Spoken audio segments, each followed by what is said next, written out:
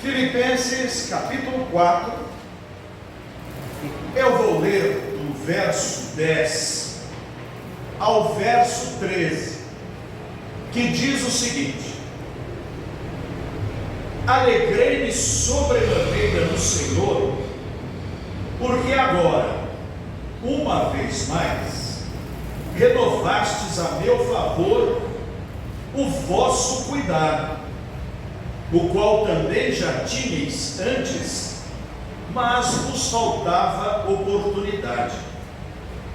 Digo isso não por causa da pobreza, porque aprendi a viver contente em toda e qualquer situação. Tanto sei estar humilhado, como também ser honrado. De tudo e em todas as circunstâncias já tenho experiência, tanto de fartura como de fome, assim de abundância como de escassez. Tudo posso naquele que me fortalece. Podem sentar. Ler esse texto se torna mecânico quando nós não paramos para avaliar uma pequena expressão que está contida aqui no versículo de número 11. Diz ele assim: aprendi a viver contente. O apóstolo Paulo foi um homem de mudanças. Ele foi um rapaz de Tarso, uma cidade muito famosa, onde os seus nascidos eram chamados de cidadãos romanos, coisa que para quem não era nascido numa colônia romana era cara demais, difícil demais, e para ele nascera ali, e certamente de uma família muito abastada, porque conta-nos a palavra de Deus que ele foi criado nos mais rígidos ensinamentos judaicos e dos fariseus, e foi enviado de Tarso para Jerusalém para que estivesse com o rabino mais precioso da didática judaica da época, que era Gamaliel. Isso não era barato, isso era caro, e muito caro. E ele foi um rapaz abençoado pela provisão de Deus, porque certamente nada lhe faltou, porque todos os cursos que ele fez dentro da cultura e do judaísmo fizeram dele alguém destacado, precioso e de grande envergadura e repercussão. Por força do nascimento em Tarso, Paulo era um poliglota, falava vários idiomas, não apenas o hebreu, não apenas a língua de seus pais, mas falava o grego, que era a língua de todo o império, e falava os outros dialetos e outras línguas orientais dos povos próximos, porque certamente ávido por saber e por ter contato com os judeus das outras nações esparramados que estavam por todo o Império Romano, Paulo tornou-se um homem que falava muitas línguas. E é importante que se diga que língua é um meio de comunicação, onde nós temos um emissor que usa este canal de comunicação até chegar a um receptor. Sem haver um receptor, a língua não passa de barulho ou de ruído. E Paulo falava línguas mais do que todas as outras pessoas com quem ele lidava e escrevia. Além disso, Paulo era um homem que amava a Deus acima de todas as coisas. Ele não era apenas um aprendiz de fariseu, um aprendiz do Velho Testamento. Ele era um homem que cumpria as escrituras sagradas e tudo que aprendera. Ele era rígido, não como com os outros apenas, mas consigo próprio. Porque ensinar para os outros é fácil. O difícil é ser praticante da palavra.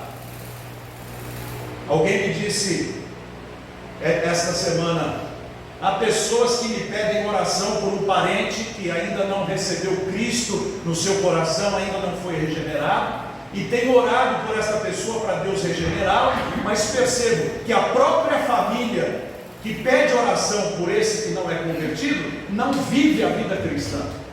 E ele disse: eu quase que me desanimo. E eu partilhei com ele a seguinte palavra: ore pelos familiares, para que os familiares se convertam primeiro, porque na verdade eles estão se tornando motivo de escândalo. Quem se diz cristão e não vive como um cristão é um escândalo e um tropeço para a conversão de um pecador que ainda não tem Jesus como Senhor e Salvador. Mas Paulo não era apenas um cumpridor da palavra. Paulo não admitia os hereges no meio dos judeus. Paulo não admitia que alguém ousasse pensar em glorificar outro Deus senão Jeová. Yahweh, Javé. Nós não sabemos corretamente a pronúncia do nome porque as vogais não foram preservadas, mas nós usamos corriqueiramente o vocábulo Jeová, que pega emprestadas as letras de Adonai. Obrigado, meu irmão, agradeço, viu? E ele ouviu falar de uma seita que crescia em Jerusalém, tirando e turbando o culto apenas para um Deus. Ele começa a ouvir falar de um tal Jesus de Nazaré, morto na cruz, e que agora tem um grupo que cresce exponencialmente em Jerusalém, proclamando que esse Jesus é o Messias, o enviado, o Cristo, o escolhido, o Filho de Deus. Paulo não podia admitir essa possibilidade. Inclusive, Paulo agora presenciava uma perseguição que os seus rabinos estavam fazendo contra os cristãos, chicoteando-os, ameaçando-os e agora apedrejando um diácono recém-empossado, que era evangelista e cheio do Espírito Santo, que era Estevão, que foi condenado, e o apóstolo Paulo está ali dizendo: vamos apedrejá-lo. E ele é tão veemente nisso que jogam as roupas deste homem aos pés dele, como que dizendo: você é digno de ficar com estas roupas, porque você protege a nossa doutrina. Ele então se enfurece de tal maneira e diz: temos que extirpar esta raça, estes apóstatas que estão no meio do judaísmo. E vai até o sacerdote e pede cartas para poder entrar nas casas, arrastar as mulheres pelos cabelos pela rua fora, arrebentar as casas e, se necessário, matá-los também. E Paulo então pede cartas para apresentar-se na cidade de Damasco e entrar e invadir e destruir o cristianismo. Mas nesta hora, o próprio Filho de Deus, Jesus Cristo, aparece ao apóstolo Paulo de forma miraculosa no caminho para Damasco. Uma grande e forte luz brilha sobre ele, e uma voz do céu é ouvida para os que estão com ele como um trovão, mas para ele audível e com significado: Saulo, Saulo, por que me persegues? E ele então se apresenta dizendo: quem és tu, Senhor? E ele diz: eu, Senhor, sou Jesus, a quem você persegue. Naquele momento, o apóstolo Paulo teve um encontro com Jesus, ficou cego, foi para uma casa, e enquanto ele vai para uma casa, Deus fala a Ananias, um servo de Deus, do anonimato, desconhecido, mas bem conhecido da parte dos céus, E enquanto este Ananias está de joelhos orando, inclusive pedindo que Deus tivesse piedade dos cristãos, porque os judeus estavam matando-os, o Espírito de Deus vem e fala: Ananias, vai na tal casa e vai orar por Saulo. Disse: Senhor, esse é o maior inimigo teu. E aí o Senhor diz: ele para mim é um vaso escolhido. Vá lá e ore. Não é pela sua vontade, não é pelos méritos de Saulo, é porque eu determinei. E lá vai Ananias e chega e fala: Saulo, irmão, enquanto eu orava, Deus mostrou ao irmão que o irmão teve um encontro com o Senhor, e eu vim aqui para orar pela sua vida e vim aqui batizá-lo. Enquanto Ananias ora, escamas caem dos olhos e Paulo volta a enxergar, não perfeitamente, é batizado e começa a conhecer a respeito de Deus de uma forma miraculosa, porque o próprio Senhor Jesus vem se revelar para ele e vem contar para ele o que aconteceu. Ele não conheceu o Evangelho pela boca dos apóstolos, ele conheceu o Evangelho pela boca de Jesus, e por isso ele dizia assim: eu que sou o último dos apóstolos, e nem digno de ser chamado de apóstolo, mas um abortivo, porque eu persegui a igreja do Senhor.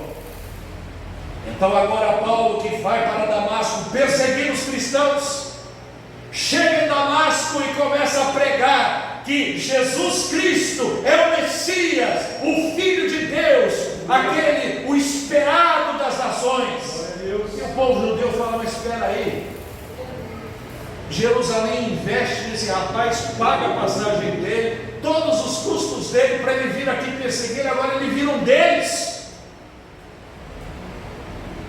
E a coisa azeda de tal maneira que o apóstolo Paulo é obrigado a usar os seus próprios recursos para dar no pé, ir para os lados da Arábia, passar por um tempo orando e buscando a presença de Deus, e ali ele recebe as revelações do Senhor. E muitos anos depois é que então o seu contato com os apóstolos em Jerusalém, posteriormente em Antioquia, quando oravam, o Espírito de Deus disse: separa-me a Saulo e Barnabé para a obra que os tenho chamado, e Paulo se tornou o maior de todos os apóstolos, aquele que organizou a doutrina da nossa fé, que escreveu nestas cartas tudo aquilo que o Espírito Santo desejava para a nossa edificação.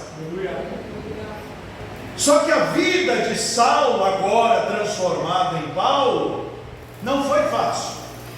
Os seus recursos certamente se esgotaram, porque em Israel, quando você recebe Cristo como Salvador, o seu pai olha para você e diz: você está deserdado, você não é de Israel, você não merece sequer o meu pensamento ou uma lágrima minha, que você pereça com os que perecem, e que você queime no inferno, e que as fezes do mundo eterno estejam sobre você e os vermes te comam. Suba daqui!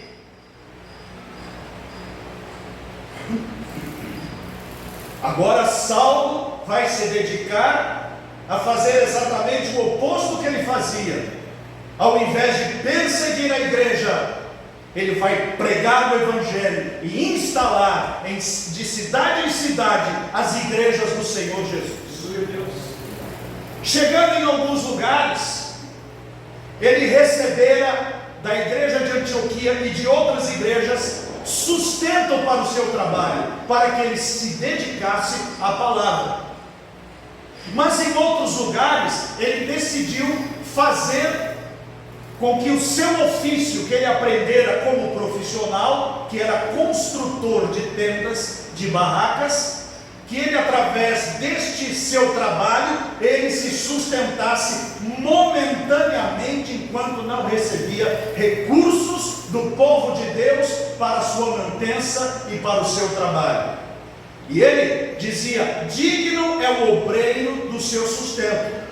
E ele para si dizia: eu não quero exigir isto, e ai de mim se não pregar o Evangelho, porque ele dizia: eu, o mais miserável dos pecadores, eu tenho que pregar a palavra, porque eu persegui a igreja do Senhor. Paulo sofreu, Paulo foi preso em lugares horrorosos, sujos, imundos, cheios de ratos, cheios de fezes, cheios de mosquitos, cheios de cobras, cheios de escorpião, em lugares sem ventilação, lugares mofos, em lugares terríveis, com correntes amarradas às suas pernas. Depois, quando saía, voltava ao trabalho, ao caminho, e pegando um navio, o navio afunda, e ele fica na voragem do mar por horas e horas, esperando algum resgate. Chega em outras cidades, os judeus o pegam e dão chicotadas sobre ele.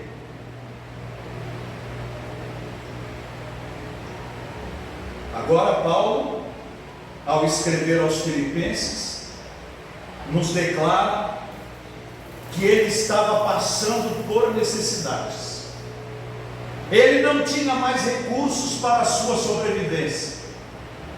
E enquanto estava, e quantas vezes Paulo escreveu essas cartas dentro da cadeia, dentro da prisão, sem a possibilidade de executar a sua profissão. Paulo então já velho, Paulo então já experiente, diz com o peso da idade, com o peso da experiência, com o peso da vivência, depois de doar a sua vida toda para Jesus, estas palavras benditas.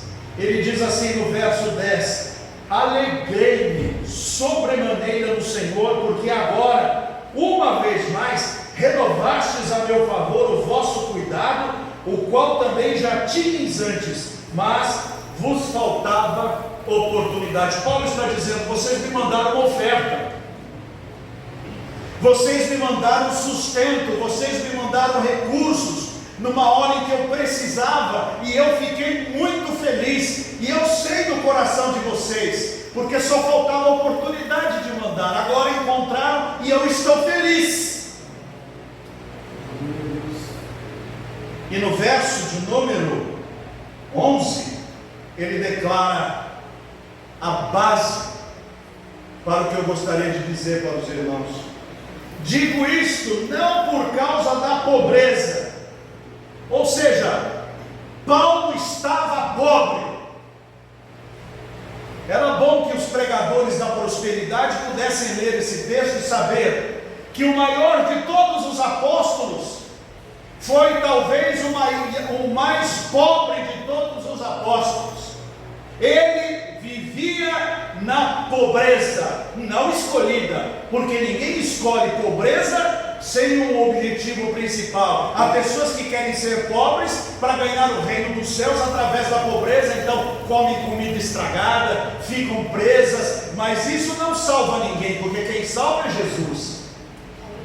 Mas Paulo enfrentava a pobreza por causa das circunstâncias, e ele então diz esta frase: porque aprendi a viver contente em toda e qualquer situação. Isso não é uma frase retórica, isso não é um clichê, isso não é uma música que você canta. Tem muita gente que canta assim: eu quero ser, Senhor amado, como um vaso nas mãos do oleiro, quebra a minha vida. E Deus vem e quebra. Ai meu Deus, o que foi isso? Ué, você não estava cantando? Você não pediu para eu te arrebentar e fazê-lo novamente? Agora você está reclamando? Muita gente canta coisas nas quais não crê e que não deseja para a sua vida. Paulo diz assim: aprendi a viver contente em toda e qualquer circunstância. Aí eu pergunto para mim: será que eu aprendi a viver contente em toda e qualquer circunstância? Quais são as circunstâncias que a vida tem para nós? Veja, Paulo cita algumas na vida dele, verso 12: tanto sei estar humilhado, como também ser honrado. Você já percebeu que a doença tira a nossa dignidade? A doença nos faz um pedaço de carne no hospital, onde as pessoas é que vão fazer com que nós respiremos, onde as pessoas vão nos colocar fraldas, vão dar banho na gente, coisa que a gente jamais aceitaria em sã consciência. Agora somos ali dependentes de pessoas cuidando de nós. Pode ser o rico ou o pobre, estando doente e sem condições, ele vai ser humilhado. E quantos já não atravessaram por enfermidades desse tempo? O meu pai, antes de se converter, dizia que tudo era dele, a casa era dele, o dinheiro era dele, que ninguém podia nem ver os documentos dele. Minha mãe nunca sacou um cheque, naquele tempo existiam cheques. Minha mãe nunca assinou um documento e de repente meu pai ficou cego. Minha mãe teve que ter acesso a todos os documentos e todos os arquivos, e o meu pai não podia olhar, não podia ver. A humilhação que passa uma pessoa quando está debaixo de uma enfermidade. O cidadão tem um cargo alto na empresa, é honrado, as pessoas querem ir visitar a sua casa, querem pagar um almoço para ele, querem tê-lo numa fotografia no seu Instagram, no seu Facebook, querem que ele lhe dê um tempo, vou ter uma reunião com fulano, como isso pesa, né? Vou fazer uma live com ele, que maravilha. Mas um dia essa pessoa é demitida, essa pessoa perde o cargo, ou perde o patrimônio, ou perde o nome. Ninguém mais sabe do seu celular, ninguém quer ter mais contato com ele. Acabaram os encontros, acabaram os almoços, acabaram as famas, acabou a amizade. Humilhação. O apóstolo Paulo, que era honrado em cada cidade que chegava como um grande fariseu, um grande rabino, agora nos lugares onde chegava era perseguido pelos gentios, pelos pagãos, e perseguido pelos judeus que o odiavam e queriam matá-lo. Diz Paulo: aprendi a estar contente e satisfeito em toda e qualquer circunstância. Esta semana eu fui surpreendido com uma enfermidade. Estava eu na segunda-feira, levando a minha esposa para o metrô, e quando volto para o carro, quando vou abrir o portão da garagem de casa, vejo assim escorrendo uma sujeira na parede. Eu disse: mas quem sujou isso aqui? Mas quando eu olhei direito, a sujeira não estava lá, já estava para cá. Eu comecei a ver, a sujeira estava na minha própria visão. Aí eu comecei a ler, e eu sou um ávido leitor, chego a ler às vezes 350 páginas num dia. Quando eu fui ler, uma baita de uma aranha, bem na minha visão, me impedindo a leitura. Deus estava me ensinando a estar contente em toda e qualquer circunstância. A Bíblia diz que todas as coisas concorrem juntamente para o bem daqueles que amam a Deus. E se eu creio na palavra e sou do Senhor, então nada do que me acontecer estará fora da ação poderosa de Deus para construir em mim alguém com a maturidade do apóstolo Paulo, que declarou de forma verdadeira: eu aprendi a estar contente. Diz o apóstolo Paulo no verso de número 12 também: de tudo e em todas as circunstâncias já tenho experiência. Eu não tenho experiência em todas as circunstâncias, nenhum de nós temos. Alguns têm um pouco mais e outros têm um pouco menos. Deus reserva a cada um segundo os seus propósitos e os seus planos, e nada do que nos acontece é por um acaso. Diz ainda o texto: já tenho experiência tanto de fartura como de faltura. como de fome. Eu acredito que fome, nenhum de nós já passou no ímpeto da fome de ficar 3, 4 dias sem comer. Passamos vontade.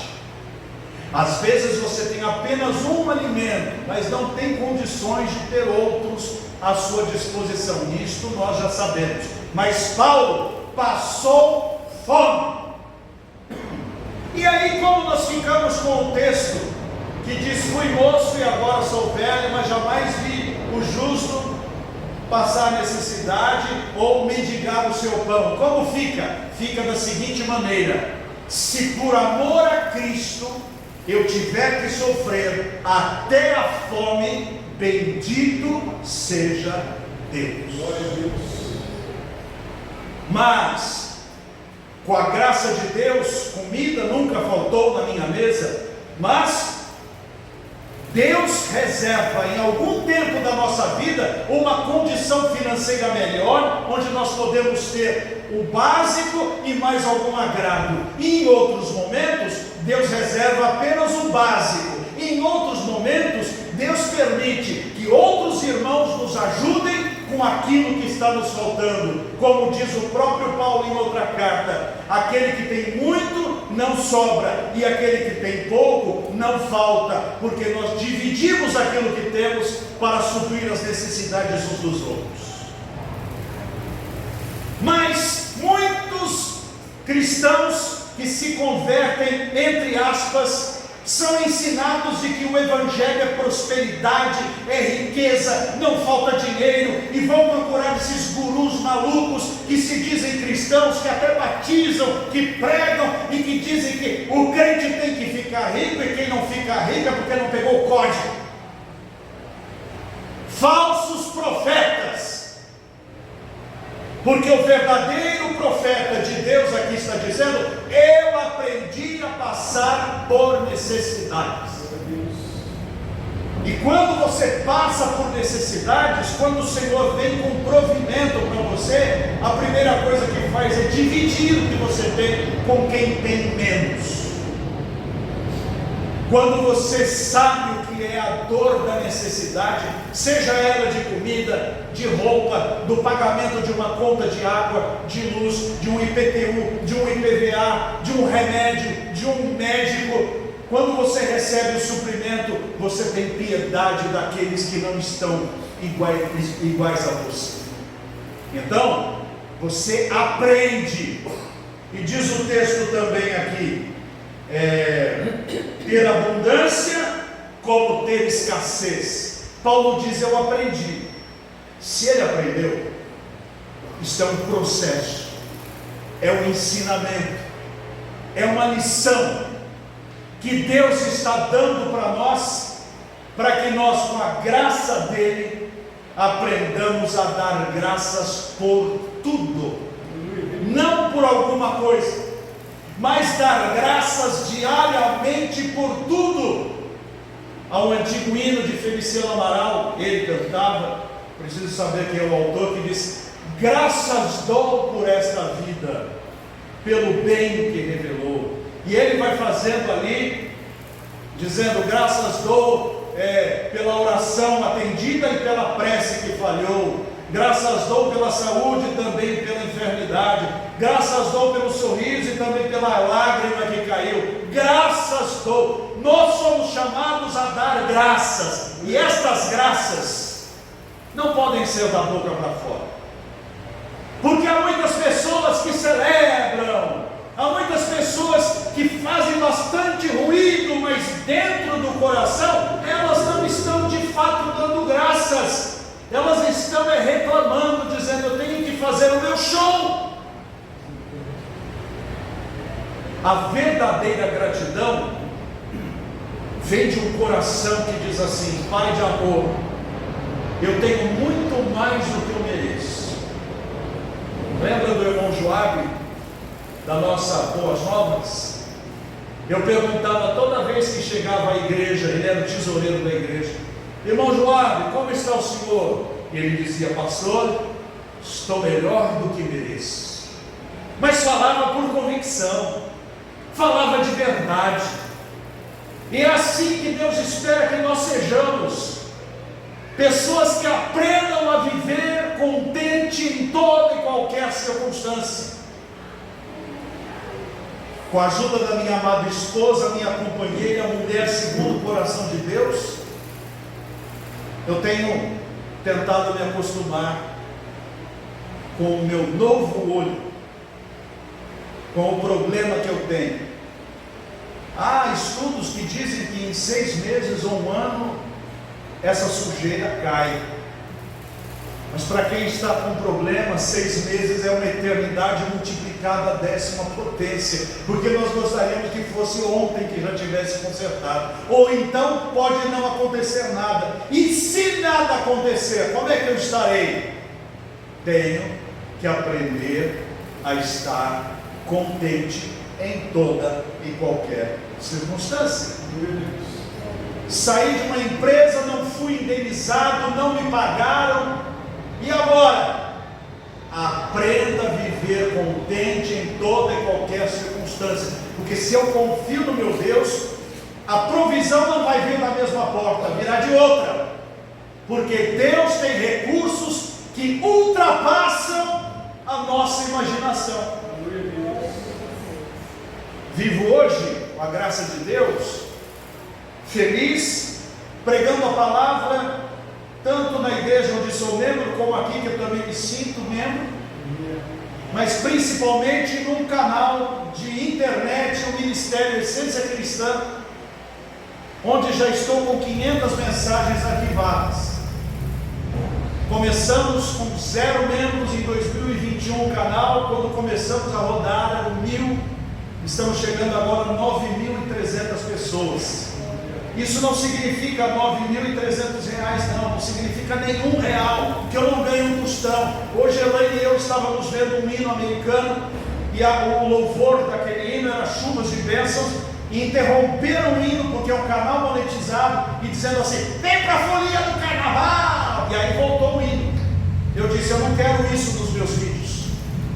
Enquanto eu puder manter os meus vídeos sem a presença do diabo, eu vou manter, mesmo que eu não ganhe um tostão, eu vou manter. E estou aprendendo a viver pela fé, pelo sustento dia após dia da graça e do favor do Senhor. Fechando esta palavra, meus irmãos, se há algo que o Espírito Santo deseja para a nossa vida hoje, é que nós aprendamos a viver contentes em toda e qualquer circunstância. Faça uma análise no seu coração. Veja que alguma coisa com a qual você não está contente, com a qual você não está feliz. Veja aí, tem, com certeza que tem. E apresenta diante de Deus e diga, Senhor, sou grato, sou grata, porque o Senhor certamente tem uma bênção para mim. E outra coisa, a provação não dura para sempre. A provação tem começo, tem meio e tem fim. Será uma bênção para quem vencer, escutar dos lábios do Senhor: bom está, servo bom e fiel, fostes fiel no pouco, sobre o muito te colocarei, entra no gozo do teu Senhor. Bendito seja o Senhor. Deus abençoe. Amém.